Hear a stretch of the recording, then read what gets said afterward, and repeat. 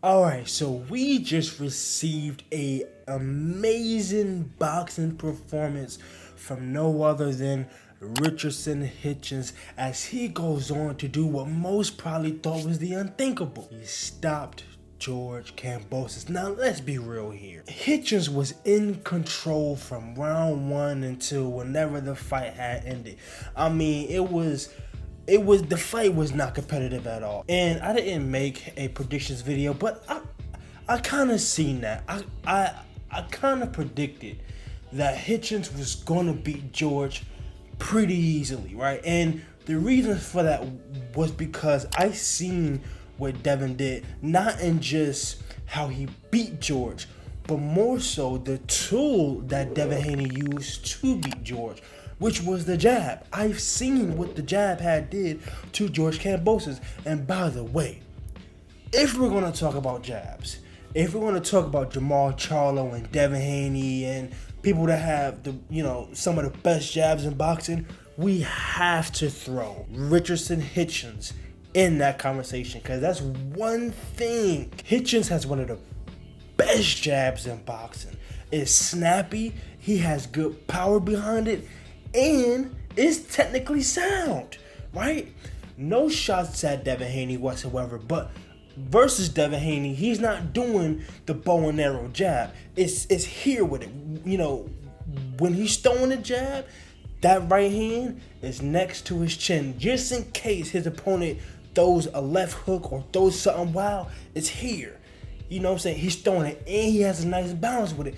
He has one of the best jabs in boxing. People need to give him credit as one of the top jabbers in the sport right now. Now, going into my assessment of the fight, my breakdown of the fight, and what do I think of Hitchins himself, I must admit, I think this is the fight that I really started to understand Hitchins. I'm not going to say that Hitchins is a boring fighter, but there is no pizzazz with Hitchins. What you see with Hitchins is what you get with Hitchins. He is a jab-centric fighter, and there's no flash with him. I look at Hitchins like a vet point guard, right? Think about CP3, right? When you think about vet point guards, one thing about CP3, you're not gonna speed him up, right? He's gonna always play at his pace. You're not gonna do anything to speed him up, and he gonna play how he's gonna play.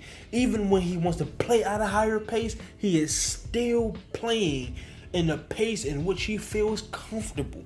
Even when Gustavo Lemos tried to make Hitchins feel uncomfortable and make him fight a fight in which he was uncomfortable. Now, Hitchins was a little bit uncomfortable, but even when his corner was telling him pick up the pace, he was still fighting at a pace in which he wasn't entirely uncomfortable. It was still a pace in which he felt comfortable at and which he could be efficient at. And speaking of efficiency, I think that is the best way to describe Hitchins' game. Again, there's not much flash to him. He's not a super flashy fighter, but he is efficient. Much like a Tim Duncan. Tim Duncan was not a flashy player whatsoever, but Tim Duncan was efficient.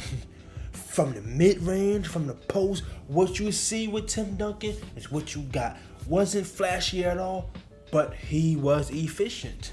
And I think that's the best way to describe Hitchins' game. Efficiency is the best way to describe his style, because again, he has one of the best jabs in boxing, and once that jab gets pumping, everything after that falls through beautifully. Then comes the right hand, then comes the left hook, then he might go down to the body, then he might throw an uppercut.